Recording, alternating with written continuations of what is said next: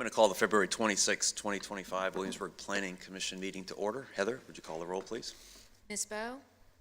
Mr. Hamilton? Here. Mr. Tarley? Here. Mr. Boswell? Here. Mr. Granger? Mr. Phillips? Here. Okay, thank you. Just in the matters of special privilege, I thank everyone for adjusting your schedules and accommodating our snow day last week, and so we are having the meeting this week instead of last Wednesday because of that. Our next item is the approval of minutes.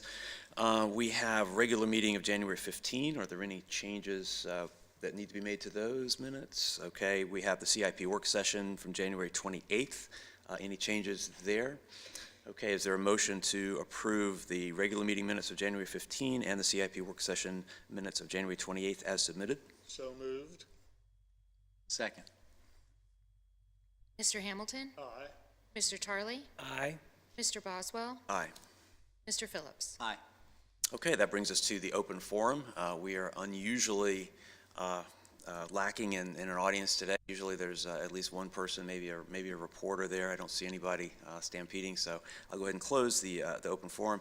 We don't have consent agenda items today, but we do have two public hearings, PCR 24-036 and 24-037. Ms. Griffin, are you going to present on those together in one presentation? Okay, the floor is yours. Good afternoon, Chairman Boswell and members of the Planning Commission. I am going to present the first case is PCR 24036. It's for a text amendment to add a private educational facility to the B2 district. A private educational facility is defined as a for-profit or not-for-profit business, the purpose of which is to teach groups of students drawn from the public information, skills, or trades for a fee.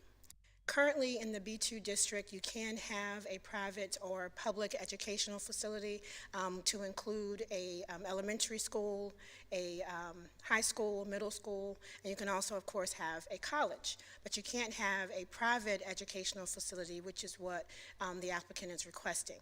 The purpose of the B2 zoning district is to provide locations on heavily traveled collector and arterial highways for commercial and service uses, primarily oriented by a vehicle. And these include uses such as restaurants, tailors, and things of that sort. This shows an area that is considered B2. This first map here shows York Street and also Quarter Path Road.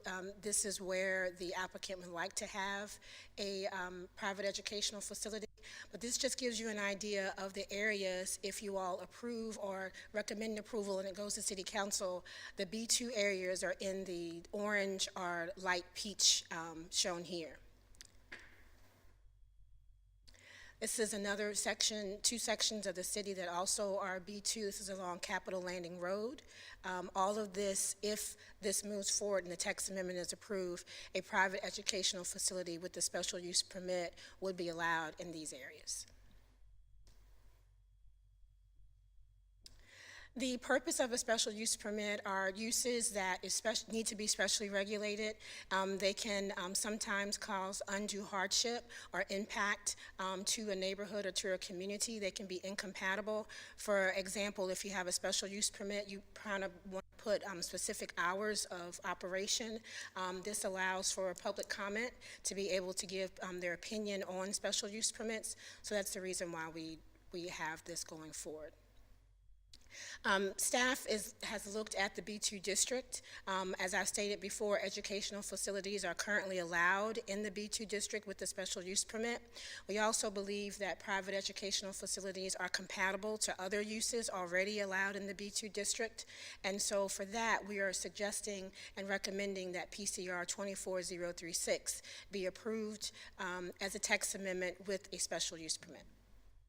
And this is specifically for PCR 24036. And what this would simply do is in the B2 district, in the zoning district, it would add private educational facility allowed by special use permit. Any questions about this particular case before I go on to PCR 24037? Okay. Previously, were presented with a proposal for putting a similar type of business on Bacon Street. Yes. That in the B2 district? That is not in the B2 district, that was in the LB2 district.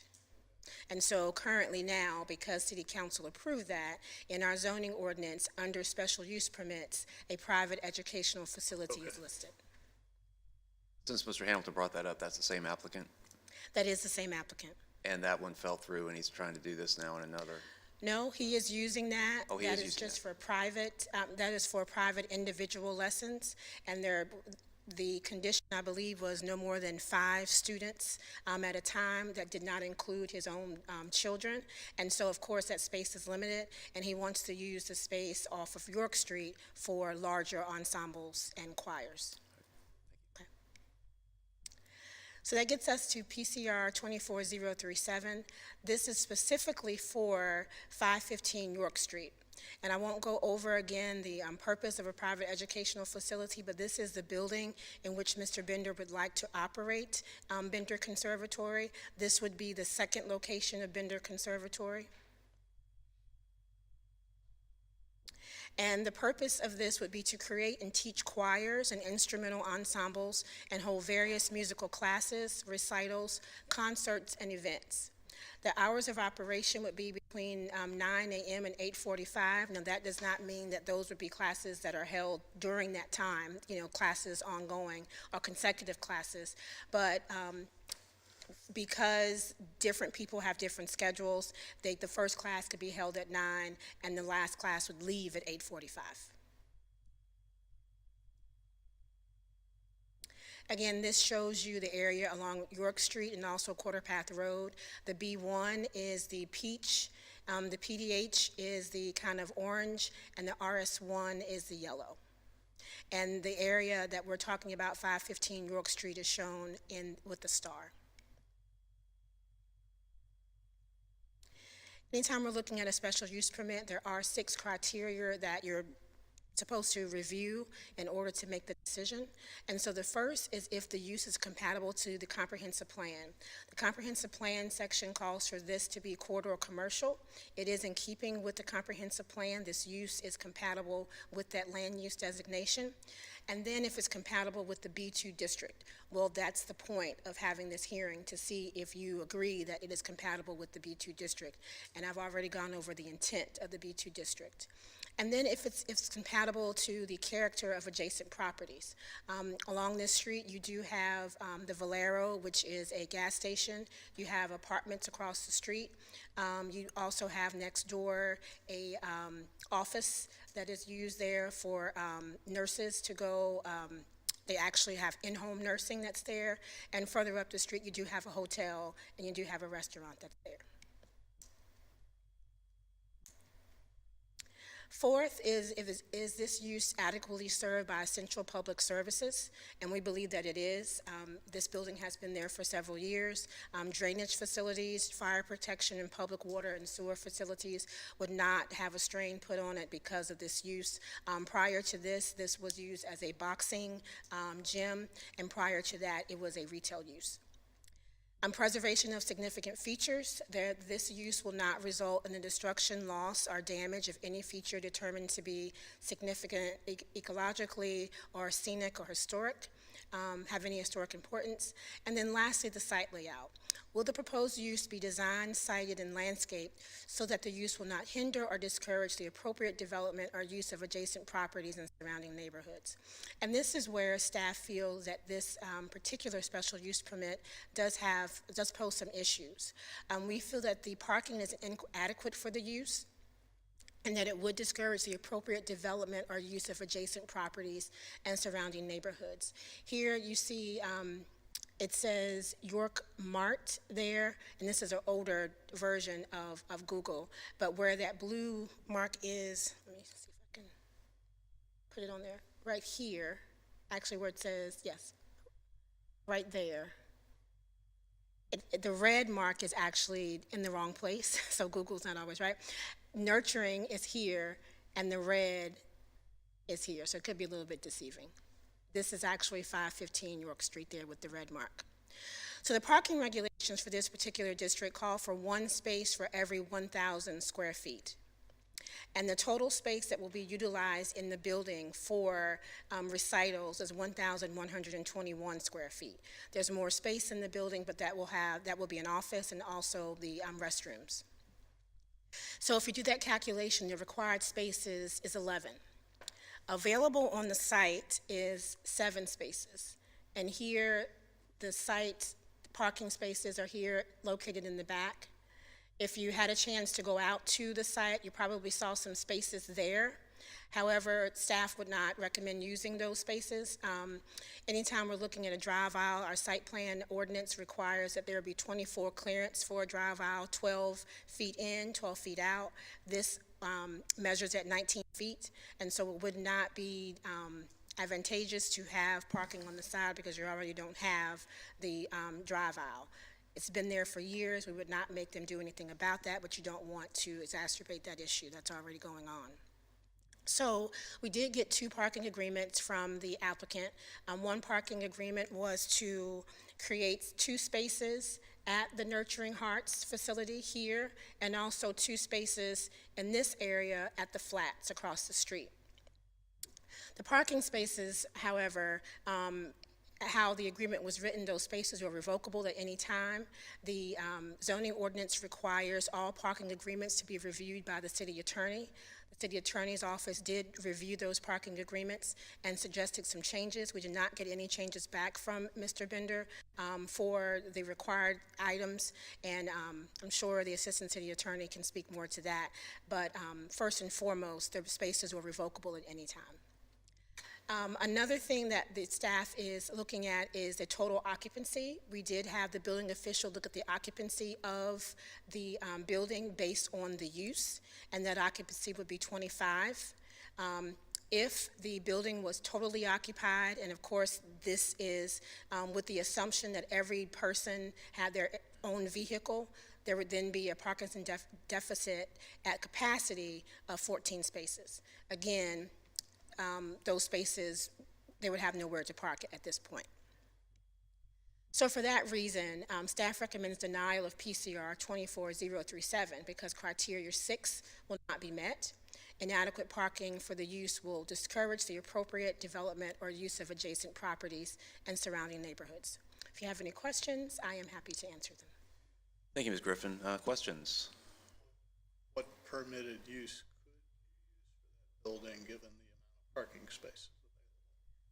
There are several uses. The use that was there prior, which I believe there was a gym, and also prior to that, there was a car sales area, car sales business, and all of those were allowed with the particular use type and had enough parking for that. So it totally depends on the type of use. Those were 2 examples that they had enough parking. So it's not impossible to use this. It is not impossible. That's correct. But the type of use is an assembly. Pretty much what he's asking for is an assembly. And because of that, the building official looked at the Virginia statewide building code, and the occupancy limit was 25, no more than 25. Is it possible to limit the occupancy and change, would that modify the parking requirements? No, the parking requirements are not based on the occupancy. The parking requirements are based on the square footage that's going to be used for the use. Could you clarify that? Yes. So in this case, 1,100 square feet, there's a parking regulation that says you need a parking space for every 100 square feet. Correct. And that's for a particular kind of use of this building? Correct. So this building had a different use before where it could be operated with 7 spaces? That is correct, or less than 7 spaces. I did not go back in the file, but what I do know, anytime someone wants to come in for a business license, they get zoning approval. And at that time, the zoning administrator looks at what the use is. The parking regulations are in our zoning ordinance, and there is a list of uses with how many, the calculation that has to be used. For this particular use in the zoning ordinance, it's 1 space for every 100 square feet. That parking regulation could be totally different for the uses that were there prior. And then, simply for my clarification, the applicant for the special use permit has the obligation to figure out their parking strategy. That is correct. Thank you. Do you anticipate, I'm sorry, I'm sorry, I was going to say, any other questions? do you anticipate getting anything back from the applicant with respect to changes to the parking agreements? I don't. I did request that, not last week, but the week before. Of course, we thought we were going to have the Planning Commission meeting last week, and so I requested that the week before. He did send back an email to me citing that he did not feel that the 25 spaces, the 25 occupancy may have been something that he would be able to move forward with. I did ask for a parking agreement. I've not received that, and so I don't think that I will be getting that. Any other questions for Ms. Griffin? Okay, I'm going to open the public forum. We don't have anybody here, unless Mr. Granger. No. We don't have the applicant here today either, so I'll go ahead and close the public forum. You know, my thinking about this is that without the parking, without a firm parking agreement in place, it's not something that we should approve based on this information and based on the recommendation. My question is do we want to approve the text amendment, which would not be approving this, it's just a text amendment for all of B2, or just maybe table it, table the whole thing, table both applications until next time, and give them the opportunity, having heard what we say about this, to get a parking agreement that is approved by the city attorney. So I'm seeing those are kind of the options. I personally don't think it's a good idea to approve both of these as they are. My suggestion is to keep it as a package deal. Okay, that was my first thought. Mr. Tarley? Agree. Phillips? Okay. So what do you think, tabling, giving the opportunity, or just recommend denial? Well, that's why I asked the question. If we don't expect to get anything back that would address those issues, then I don't think tabling solves the issue. That's true. I agree with that. And but however, to counterpoint, sometimes when there's an actual vote, it puts a little more pressure on them to say, you know, if he understands that we're going to recommend denial without that, and he has made the effort to get a parking agreement of sorts. That may urge him to get it resolved, although I think my thought is parking at the flats and trying to cross the street, across York Street, is not a particularly good solution, whatever the agreement is. Yeah, may I get a clarification? Of course. You said something about the applicant and the 25-person capacity for the building. Did the applicant indicate that that was going to be insufficient for their purposes? He did, yes. Okay. I see. Thank you. Okay. So my view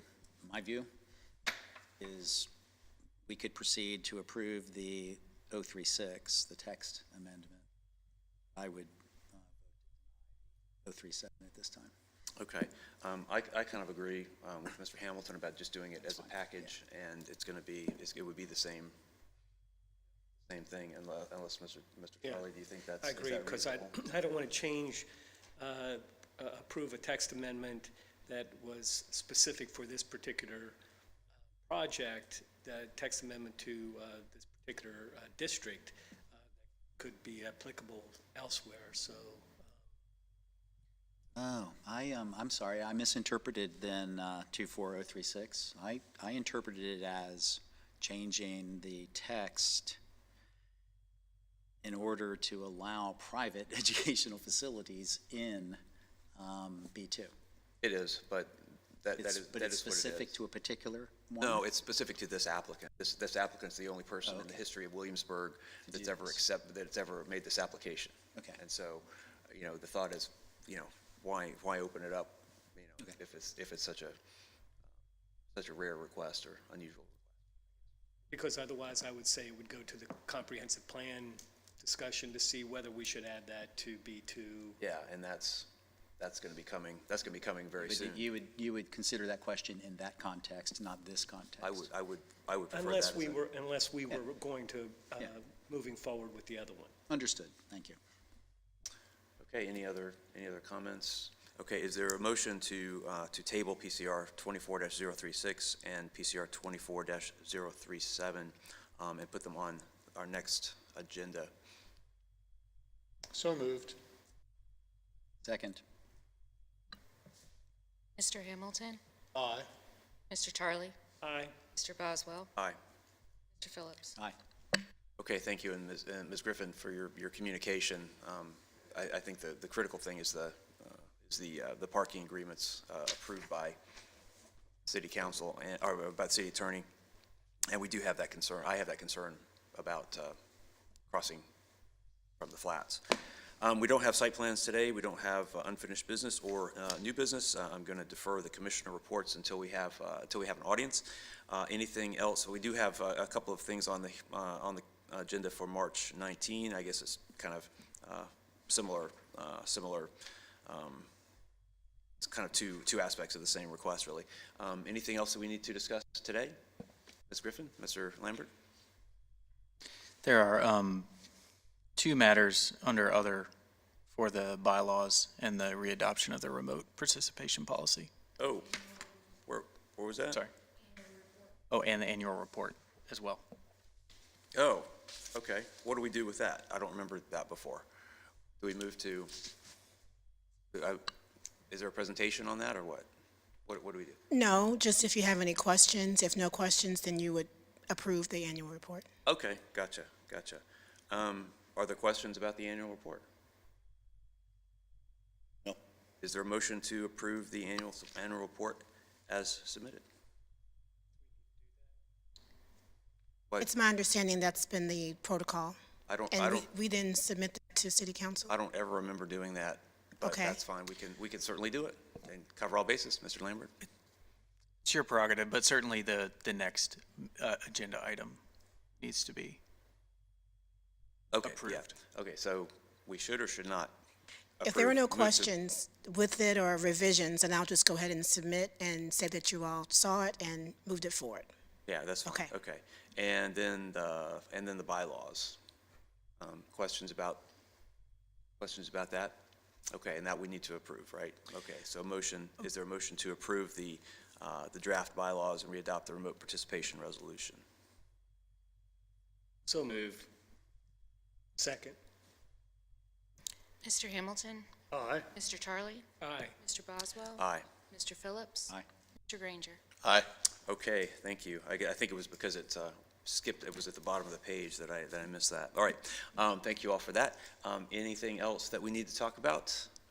Nothing from staff. Okay, we're adjourned. Thanks, everyone.